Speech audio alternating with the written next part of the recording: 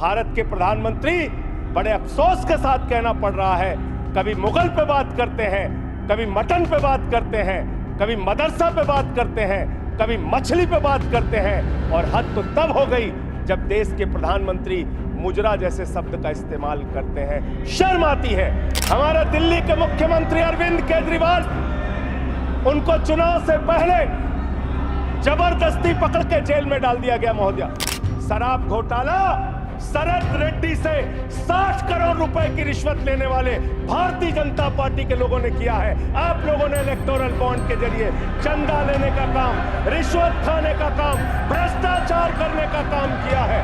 सच सुनने के बाद नाराजगी होती है महोदया, नाराजगी होती है। सुनिए सुनिए सुनिए सुनिए, मेरी इन लोगों से सहानुभूति है। सुनिए, रिश्वतखोर लोग हैं सब महोदया, ये बेईमान लोग हैं, ये बेईमान है, ये भ्रष्टाचारी है महोदया, ये रिश्वतखोर है, ये डाकू गब्बर सिंह है। कि आप अरविंद केजरीवाल को जेल में डाल के, सिसोदिया को जेल में डाल के, सत्येंद्र जैन को जेल में डाल के, संजय सिंह को जेल में डाल के हमारी पार्टी को खत्म कर देंगे, ये होने वाला नहीं है। राज्यों के मुख्यमंत्री को जेल में डाला गया, मंत्रियों को जेल में डाला गया। इस चुनाव में हमने देखा भाषा का स्तर। भारत के प्रधानमंत्री महंगाई पे बात नहीं करते महोदया, बेरोजगारी पे बात नहीं करते महोदया, किसानी पे बात नहीं करते। इस देश के अंदर अग्निवीर योजना के कारण भारत की सीमा को कमजोर करने का आपने काम किया, उस पे बात नहीं करते। भारत के प्रधानमंत्री बड़े अफसोस के साथ कहना पड़ रहा है, कभी मुगल पे बात करते हैं, कभी मटन पे बात करते हैं, कभी मदरसा पे बात करते हैं, कभी मछली पे बात करते हैं, और हद तो तब हो गई जब देश के प्रधानमंत्री मुजरा जैसे शब्द का इस्तेमाल करते हैं। शर्म आती है। दुनिया के सबसे बड़े लोकतंत्र के प्रधानमंत्री ऐसी भाषा का इस्तेमाल कर रहे हैं। महोदया, इस चुनाव में हमने देखा हमारे दिल्ली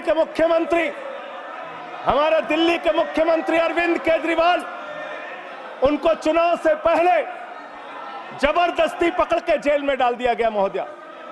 अरविंद केजरीवाल वो मुख्यमंत्री हैं जिन्होंने शिक्षा के क्षेत्र में काम किया, स्वास्थ्य के क्षेत्र में काम किया, बिजली फ्री देने के क्षेत्र में काम किया, पानी फ्री देने के क्षेत्र में काम किया महोदया।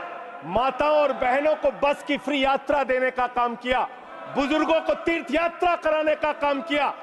एक ऐसे मुख्यमंत्री जिन्होंने देश ही नहीं पूरे दुनिया में सबसे बेहतरीन काम करके दिखाया, आपने चुनाव के पहले उनको गिरफ्तार करके जेल में डाल दिया। और मुद्दा क्या बनाया? तथाकथित शराब घोटाला।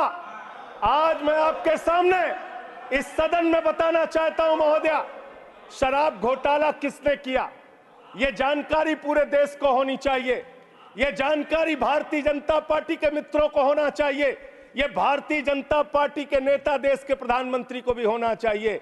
शराब घोटाला शरद रेड्डी से 60 करोड़ रुपए की रिश्वत लेने वाले भारतीय जनता पार्टी के लोगों ने किया है। आप लोगों ने इलेक्टोरल बॉन्ड के जरिए चंदा लेने का काम, रिश्वत खाने का काम, भ्रष्टाचार करने का काम किया है। शराब घोटाला तुमने किया है। शराब घोटाले की बात करते हैं महोदया, यही चिल्लाने का काम करते हैं। मैं अपनी बात कहना चाहता हूं महोदया, कृपया दिल्ली के मुख्यमंत्री को ईडी कोर्ट ने जमानत दी महोदया। ईडी कोर्ट ने कहा अरविंद केजरीवाल निर्दोष है। महोदया, ये रिश्वतखोर लोग हैं, ये रिश्वतखोर है, ये बेईमान है, ये भ्रष्टाचारी है महोदया, ये भ्रष्टाचारी है। आप बैठिए। भ्रष्टाचारियों को बोलने की हैसियत नहीं होनी चाहिए महोदया, ये भ्रष्टाचारी है, आप बैठिए। इन्होंने शराब घोटाला किया है, आप बैठिए, की रिश्वत खाई है। आप बैठिए। आप बैठिए, सब लोग पहले बैठिए। आप कृपया बैठिए। आप कृपया कृपया कृपया कृपया बैठिए, बैठिए, बैठिए, बैठिए, आप बैठिए, कृपया बैठिए, बैठिए, बैठिए, बैठिए। आप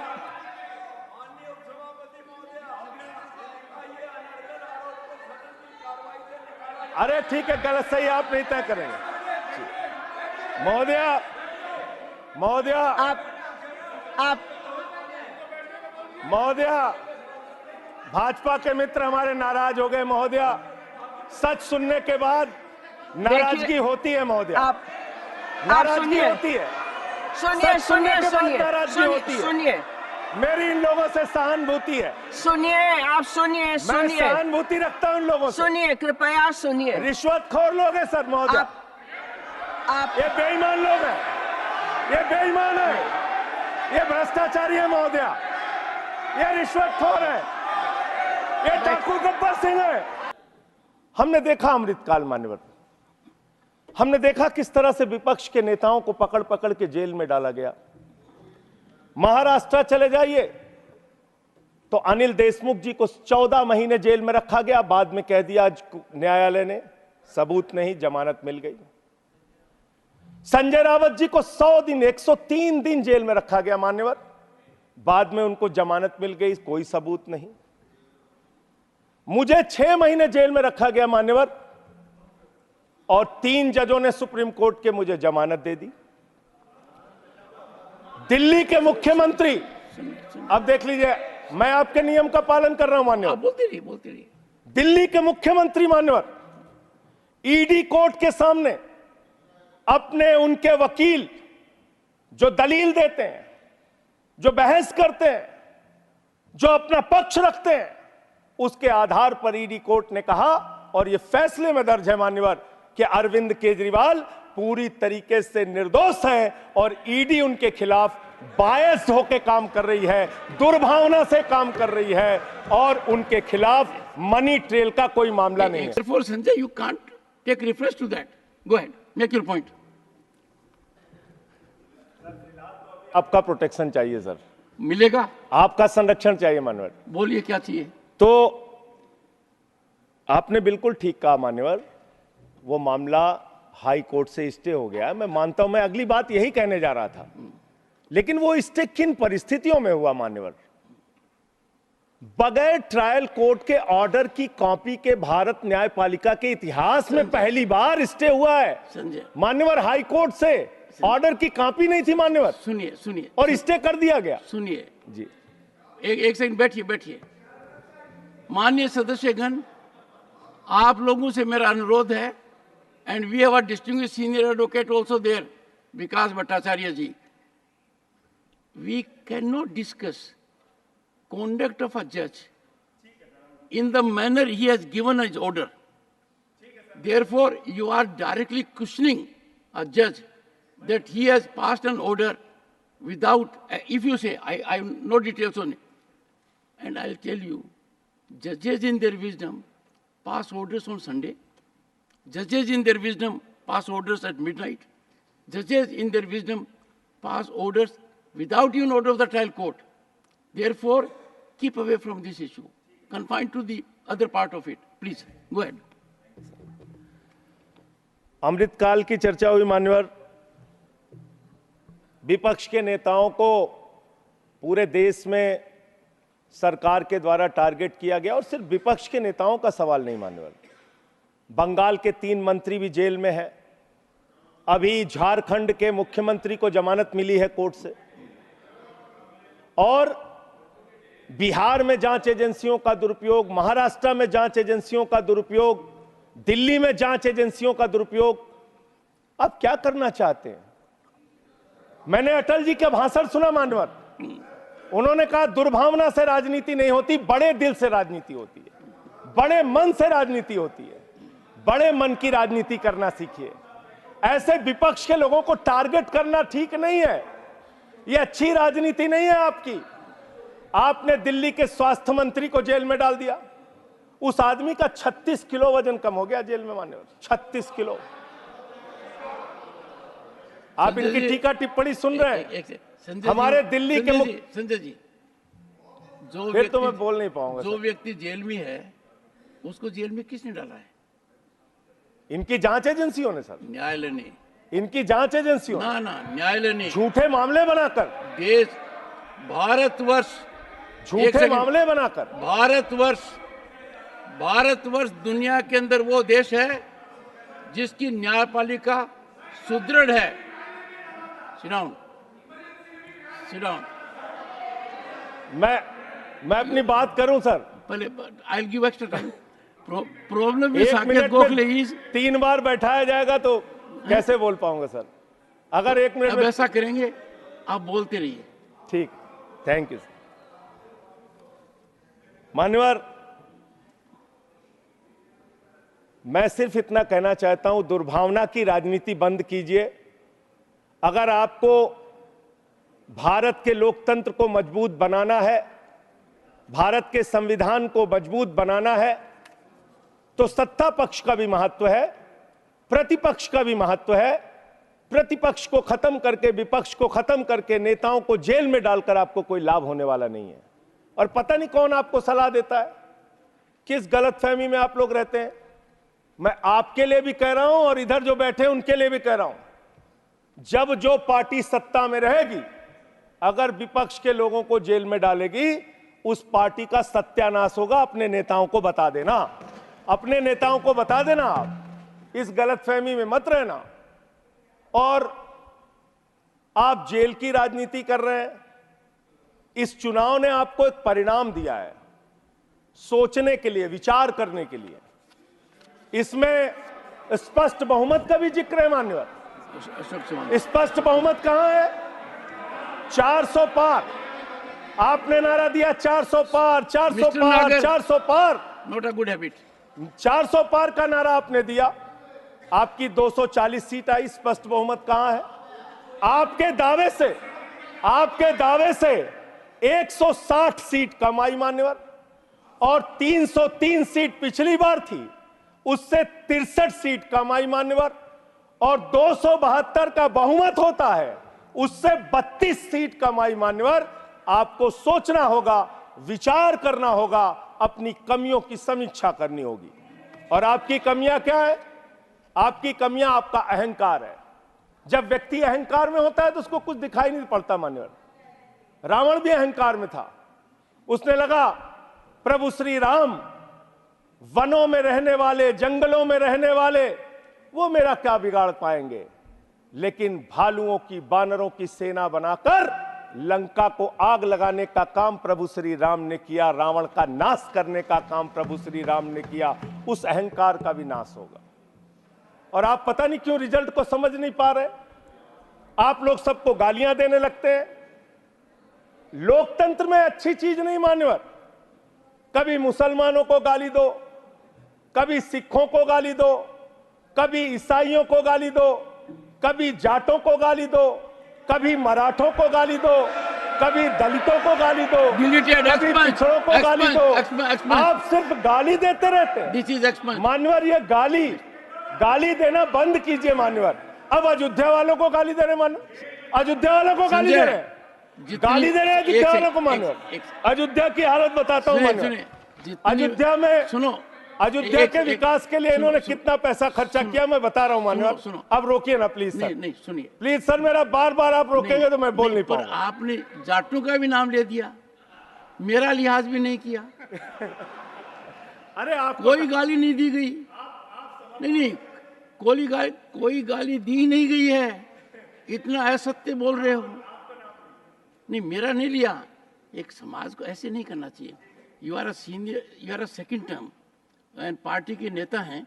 जैसे आपने आकलन कर दिया नतीजों का, तो कहेंगे कि भाई आप अपने नतीजों को भी देखिए। नहीं, लोकसभा चुनाव में आपके भी नतीजे आए हैं, आए नहीं आए? चलिए, उनका मौका लगेगा, बोलेंगे। और लोकतंत्र में अच्छी चीज है, हमारे रिजल्ट गड़बड़ाएंगे, हम समीक्षा करेंगे। आपका गड़बड़ाया, आप समीक्षा कीजिए। आप तो कुछ मानने को तैयार नहीं। अयोध्या के इंफ्रास्ट्रक्चर डेवलपमेंट में हमारे मित्र जब यहां बोल रहे थे अभी, कल जब इनका भाषण मैंने सुना तो कह रहे थे इंफ्रास्ट्रक्चर डेवलपमेंट में भारत नंबर 1 है।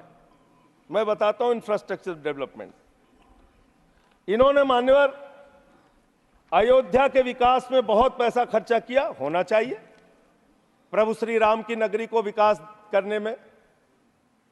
एयरपोर्ट पे 1450 करोड़ रुपए, रेलवे स्टेशन पे 724 करोड़ रुपए, अयोध्या रिंग रोड पे 4793 करोड़ रुपए, 14 कोसी परिक्रमा पे 1140 करोड़ रुपए, पंचकोसी परिक्रमा पे 773 करोड़ रुपए, रामपथ पर 787 करोड़ रुपए, टाउनशिप पर 2180 करोड़ रुपए, पुराने मंदिरों के जीर्णोद्धार पे 170 करोड़ रुपए, मेडिकल कॉलेज में 245 करोड़ रुपए। मान्यवर ये पैसा गया कहां? पहली ही बरसात में प्रभु श्री राम के गर्भगृह में पानी गिरने लगा। पूरी अयोध्या की सड़कें टूटी हुई हैं। मुख्य पुजारी ने ये बात कही मान्यवर, मुख्य पुजारी ने ये बात कही, मंदिर के मुख्य पुजारी ने कही, ये भ्रष्टाचार की भेंट चढ़ा दिया मान्यवर इन्होंने पैसे को, भ्रष्टाचार की भेंट चढ़ा दिया मान्यवर। Nothing will go on record. सुनिए, can you take your seat?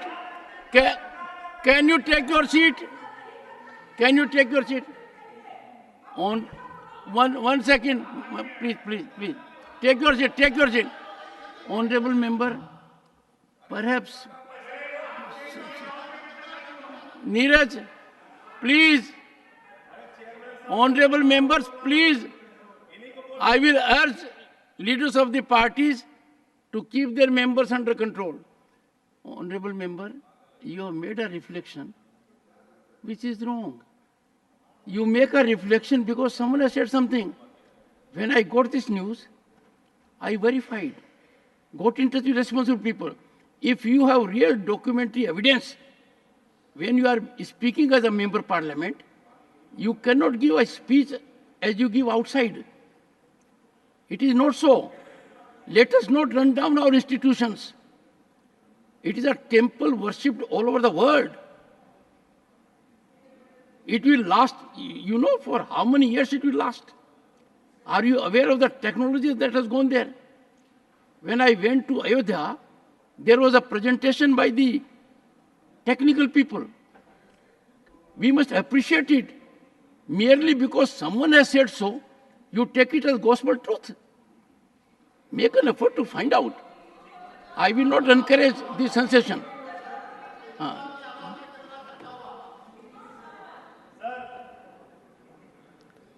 इस अमृत काल के दौरान तमाम घटनाएं देश में घटित हुई। अग्निवीर जैसी योजना देश के अंदर आई, 4 साल की नौकरी, 17 साल में एक जवान सेना में भर्ती होगा, 21 साल में रिटायर हो जाएगा। मैं ऐसा मानता हूं मान्यवर, इस योजना के बारे में सरकार को पुनर्विचार करना चाहिए। नौजवानों में इसको लेकर प्रतिरोध है, गुस्सा है, और कहीं ना कहीं ये भारत की सेना को भी कमजोर करने की कार्रवाई है मान्यवर। अगर आप कारगिल के युद्ध को देखें और उसके पहले भी जो सेना के अधिकारियों से आप बात करेंगे, 5 साल तक जब कोई फील्ड में काम कर लेता है जवान, उसके बाद युद्ध के स्थिति में उसको इस्तेमाल किया जाता है, उसको आगे किया जाता है। इसलिए मान्यवर, ये अग्निवीर योजना कहीं ना कहीं भारत माता की सुरक्षा के साथ समझौता करने की कोशिश है, उस पर भी पुनर्विचार आपको करना चाहिए, इसको वापस लेना चाहिए। दूसरी बात, आपने बात की कि आप 5वीं सबसे बड़ी अर्थव्यवस्था बन गए दुनिया में। बहुत अच्छी बात है, मैं आपको शुभकामनाएं देता हूं। भारत को दुनिया की पहली नंबर की अर्थव्यवस्था बनाइए, हम सब खुश होंगे। लेकिन इसके साथ साथ प्रति व्यक्ति आय के मामले में आप कहां खड़े हैं? प्रति व्यक्ति आय के मामले में आप 141वें नंबर पर खड़े हैं, 141वें नंबर पर। 5वीं बड़ी अर्थव्यवस्था किसके लिए मान्यवर?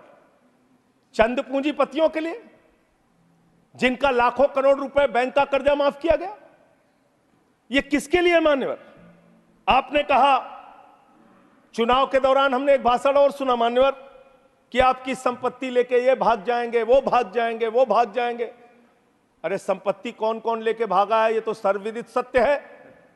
20,000 करोड़ रुपए लेके नीरव मोदी भाग गया, 10,000 करोड़ रुपए लेके विजय माल्या भाग गया, 3,000 करोड़ लेके ललित मोदी भाग गया। ये कौन है? ये कौन है? बड़े बड़े पूंजीपति। और मान्यवर, दूसरे सदन में इनका दिया गया जवाब है। मैं चाहूंगा आपके माध्यम से सरकार को इसका जवाब जरूर देना चाहिए,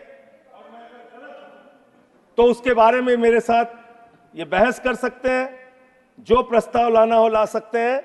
ये सर्वविदित सत्य है। मैं आपको बता रहा हूं मान्यवर, 3,53,000 करोड़ रुपए बैंक सेटलमेंट के, 3,53,655 करोड़ रुपए बैंक सेटलमेंट के नाम पे 43 कंपनियों का माफ किया गया। 43 कंपनियों का। इसका रिकॉर्ड आपके सामने मैं रख दूंगा। मान्यवर, संपत्ति आप कहां पहुंचा रहे हैं, किसको पहुंचा रहे हैं, किस लिए आप काम कर रहे हैं, किसके लिए काम कर रहे हैं, यह पूरे देश को जानना चाहिए। आपने रेलवे की उन्नति की चर्चा की है, वंदे मेट्रो की चर्चा की है। हमारे एक मित्र कह रहे थे ट्रेन में सफर, मैं शायद ट्रेन में भी सफर किया हूं, रोड से भी सफर किया हूं, इतना सफर किया हूं कि उसके आंकड़े जब सामने आएंगे तो वो एक गाथा लिखी जा सकती है उस पर। ट्रेन में सफर करने वालों की हालत आज क्या है? इंसान को भूसे की तरह भर के एक जगह से दूसरे जगह जाना पड़ता है मान्यवर। लखनऊ में उतरिए, वहां पर कुली मिले मुझे मान्यवर, उनके लिए एक वादा किया था बहुत पहले, और आप एक उदार हृदय के व्यक्ति हैं, मैं चाहता हूं आपके माध्यम से सरकार तक ये बात जानी चाहिए। कुलियों को वादा किया इस सरकार ने कि आपके बच्चों को नौकरी दी जाएगी, कुलियों को वादा किया वर्दी दी जाएगी, तमाम प्रकार की सुविधाएं दी जाएंगी।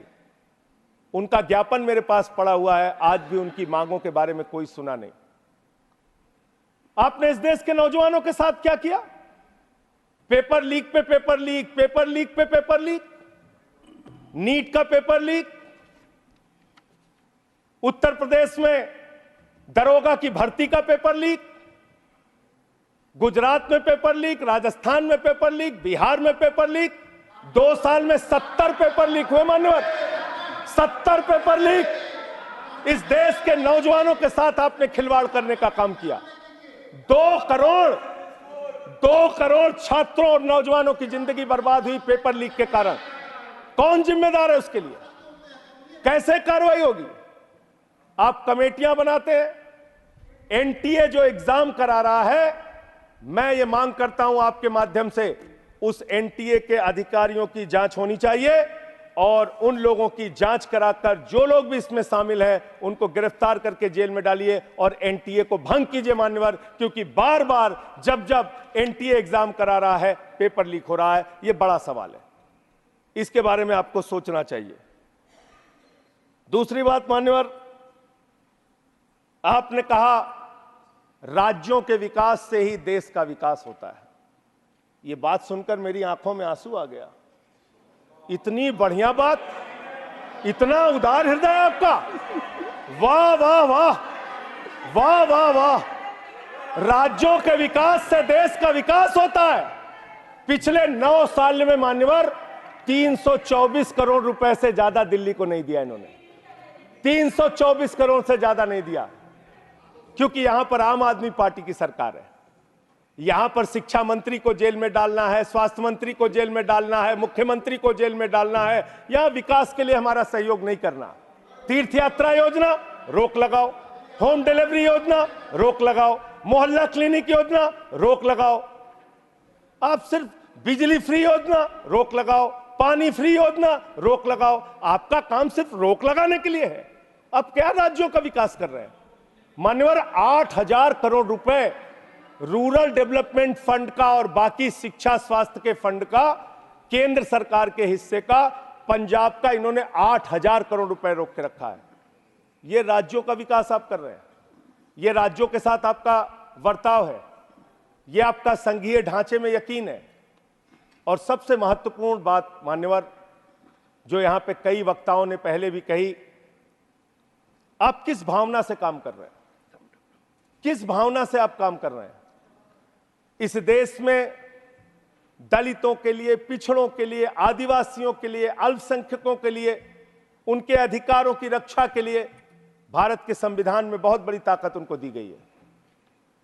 लेकिन जब वो जातीय जनगणना की मांग करते हैं, आप उनकी मांग सुनते नहीं। जब वो विश्वविद्यालयों में आरक्षण की बात करते हैं, उसमें एक एक दो दो पोस्ट निकाल के आप आरक्षण की व्यवस्था वहां पे खत्म करते हैं। जब वो अपने साथ होने वाले भेदभाव की चर्चा करते हैं, आप उस पर भी रोक लगाते हैं। मान्यवर, अमृतकाल के अंदर यह सवाल तो आपसे बनता है, यह पूछना तो आपसे बनता है कि जब प्रभु श्री राम के मंदिर का शिलान्यास हुआ तो तत्कालीन राष्ट्रपति वहां पर क्यों नहीं थे? जब उस प्रभु श्री राम के मंदिर का उद्घाटन हुआ तो मौजूदा राष्ट्रपति वहां पर क्यों नहीं थी? यह सवाल तो आपसे बनता है मान्यवर, यह सवाल तो इनसे पूछना बनता है कि अखिलेश यादव जी 5 साल मुख्यमंत्री रहे उत्तर प्रदेश के, जब घर खाली हुआ तो गंगा जल से धुला जाता है। और मुझे शर्म आती है, आजादी के 75 साल के बाद मान्यवर कन्नौज में एक मंदिर में दर्शन करने चले गए अपनी पत्नी के साथ, उस मंदिर को गंगा जल से बीजेपी के लोगों ने धुलने का काम किया। ये आपका रवैया है पिछड़ों के प्रति, दलितों के प्रति? मान्यवर, मैं समय अपने साथियों का कम कर लूंगा, मैं अपनी बात कहना चाहता हूं। मान्यवर, ये रवैया ठीक नहीं है, इतना भेदभाव, इतनी दुर्भावना ठीक नहीं है। इस देश के दलितों को, पिछड़ों को, आदिवासियों को, अल्पसंख्यकों को अपना मानिए। इस चुनाव ने एक संदेश आपको यह भी दिया है कि हम कोई पाकिस्तान नहीं है, हम अफगानिस्तान भी नहीं है, हम हिंदुस्तान हैं और हम मिलकर रहना चाहते हैं। पूरी धर्मनिरपेक्षता को मजबूत करके मिलकर रहना चाहते हैं। संविधान को अपने आगे रखकर मजबूती से उसके साथ चलना चाहते हैं। मानवर, ये देश हिंदुओं का भी है, मुसलमानों का भी है, सिखों का भी है, ईसाइयों का भी है, बौद्धों का भी है, जैनियों का भी है। ये देश सबका है। मान्यवर, इस भावना से आप देश को आगे लेके चलिए, पूरा देश आपके साथ खड़ा होगा। इतनी नफरत, इतनी दुर्भावना आपके मन में क्यों है? क्यों आप सबको अपने से दूर करने की कोशिश करते रहते हैं? इस पार्टी को भारतीय जनता पार्टी ही रहने दीजिए। इस पार्टी को मान्यवर भारतीय झगड़ा पार्टी मत बनाइए। मैं इन लोगों से कहना चाहता हूं, झगड़े लड़ाई से कुछ देश को मिलने वाला नहीं है। झगड़े लड़ाई से देश की उन्नति होने वाली नहीं है। आपको 240 सीटें मिली हैं, आप गठबंधन की सरकार चला रहे हैं, आप चलाइए, लेकिन इसके साथ साथ विपक्ष की भी अपनी भूमिका है, उस भूमिका को ध्यान में रखिए। विपक्ष को भी अपने साथ लेकर चलिए।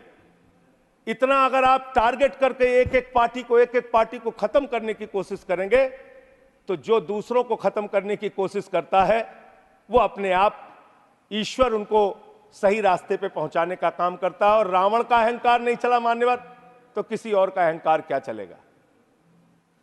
और हिंदू धर्म कितना विराट धर्म है, कितना विशाल धर्म है। हिंदू धर्म तो वसुदेव कुटुंबकम की बात करता है, कहता है पूरा विश्व हमारा परिवार है। हिंदू धर्म कहता है मान्यवर, कोई भी पूजा हम लोग खत्म करते हैं, कहते हैं धर्म की जय हो, अधर्म का नाश हो, प्राणियों में सद्भावना हो, विश्व का कल्याण हो। लेकिन अफसोस है कि भारतीय जनता पार्टी की मानसिकता है प्राणियों में दुर्भावना हो, प्राणियों में बंटवारा हो, प्राणियों को आपस में बांटा जाए। इनके लिए बहुत अच्छी लाइन है, वो मैं कहना चाहता हूं। बहुत ही अच्छी लाइन आप लोगों के लिए लिख कर लाया था कि किस तरह से आप लोग मुद्दों से ध्यान हटाना चाहते हैं। सभी का ध्यान बांटा जा रहा है, सभी का ध्यान बांटा जा रहा है। यह हिंदुस्तान बांटा जा रहा है, सभी का ध्यान बांटा जा रहा है। यह हिंदुस्तान बांटा जा रहा है। हमें ये मंदिर और मस्जिद दिखाकर हमारा ध्यान बांटा जा रहा है, हमारा ध्यान बांटा जा रहा है।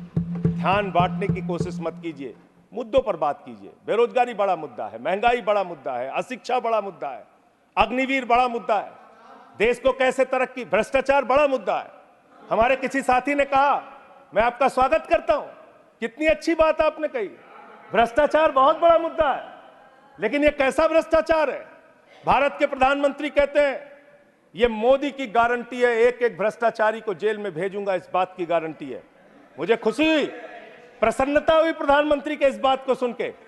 लेकिन जब मैं देखता हूं महाराष्ट्र में 70,000 करोड़ का घोटाला करने वाला बीजेपी के साथ, छगन भुजबल बीजेपी के साथ, नाम मत नारायण, लीजिए। ठीक है नाम नहीं संजय, लेता हूं, नाम नहीं ले रहा हूं सर। देखिए डिलीटेड। मैं दूसरा बस खत्म कर रहा हूं। सुनिए जो सर एक सेकंड, भ्रष्टाचार के खिलाफ सर एक बोलने। सेकंड। इस सरकार ने ईमानदारी का मिस्टर संकल्प जयराम लिया है। Ramesh, first you are speaking while sitting on your seat. I am sure you are very senior man. You know it. And secondly, why are you intervening? I expect from a learned man like you a different kind of conduct which can be exemplified by others. Please help तो me. Sir प्रधानमंत्री जी का Sanjay ji. these are deleted. ठीक है, आपका जो फैसला है मान्य है सर। मान्यवर प्रधानमंत्री जी ने कहा किसी भी भ्रष्टाचारी को नहीं छोड़ूंगा, इस बात की गारंटी है। लेकिन पूरे देश में जब हम लोग निगाह उठाते हैं तब मुझे उनके नारे का मतलब समझ में आया। वो नारा ये है कि एक भी भ्रष्टाचारी को नहीं छोड़ूंगा, ये मोदी की गारंटी है। सारे भ्रष्टाचारियों को बीजेपी में शामिल करूंगा, ये प्रधानमंत्री की गारंटी है। ये गारंटी है आपकी। अच्छी बात है, कीजिए, तरक्की करेंगे आप लोग। और एक वॉशिंग मशीन भी चल रही है। लेकिन मैं एक बात जरूर कहना चाहूंगा। आपने मुझे रोक दिया मान्यवर, मैं मानता हूं, आपके आदेश का पालन करूंगा। लेकिन सब जगह चंदा दो धंधा लो स्कीम मत चलाइए। इलेक्टोरल बॉन्ड में आपका पर्दाफाश हो चुका है। 3,02,000 करोड़ रुपए के ठेके अलग अलग कंपनियों को दिए गए, जिनसे इलेक्टोरल बॉन्ड के नाम पे पैसा लिया गया। इसकी जांच होनी चाहिए, इसकी जांच होनी चाहिए मान्यवर। और मैं अयोध्या का जिक्र करने लगा, आप सब लोग नाराज हो गए। मेरे मन में भी नाराजगी है, गुस्सा है।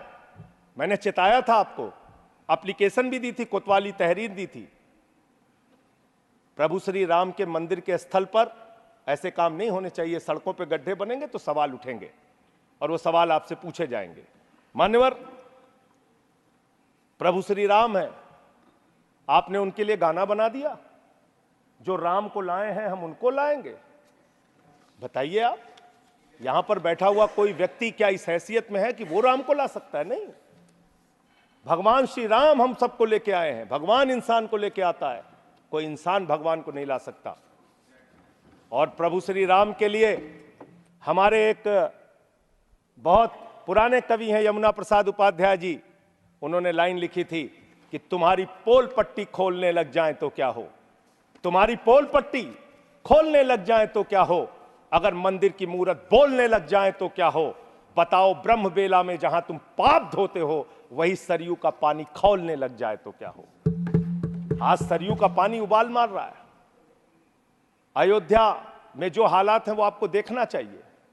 और अयोध्या के परिणाम से आप नाराज हुए, नाराज होना बनता है, लेकिन उसके कारण आपने सोचे। राम पथ गमन मार्ग, अयोध्या हारे आप, प्रतापगढ़ हारे, सुल्तानपुर हारे, कौशाम्बी हारे, सीतापुर हारे, रामपुर हारे, श्रावस्ती हारे, प्रयागराज हारे, चित्रकूट हारे। जहां जहां से प्रभु श्री राम गुजरे थे वो सारी सीटें आप लोग हार गए। नासिक हारे, रामटेक हारे, तो इसकी समीक्षा कीजिए। वर्धा हारे, तो इसलिए इसकी समीक्षा कीजिए, क्यों हो रहा है ऐसा आपके साथ। भगवान के नाम पर आप श्रद्धा रखिए और उस श्रद्धा को, उसका विस्तार कीजिए, हमें कोई आपत्ति नहीं है। देखिए आपके साथ ये इनका प्यार खत्म ही नहीं हो रहा है। मान्यवर,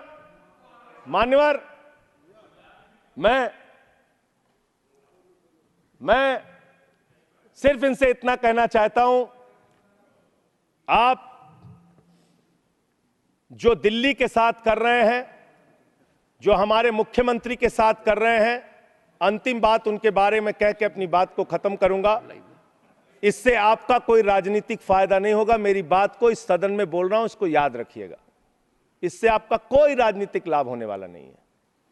और आप 1925 की संस्थाएं, 100 साल हो गया, 100 साल पुरानी संस्थाएं, वहां से निकले हैं आप लोग। 100 साल हो गया, लेकिन दिमाग अभी भी बच्चों का, अभी बच्चों की तरह खेल रहे हैं। अरे मैं राजनीति में आया डॉक्टर लोहिया को पढ़ के, लोकनायक जयप्रकाश नारायण को पढ़ के, राष्ट्रपिता महात्मा गांधी को पढ़ के, शहीद आजम भगत सिंह को पढ़ के। आप सोचते हैं कि आप अरविंद केजरीवाल को जेल में डाल के, सिसोदिया को जेल में डाल के, सत्येंद्र जैन को जेल में डाल के, संजय सिंह को जेल में डाल के हमारी पार्टी को खत्म कर देंगे? ये होने वाला नहीं है।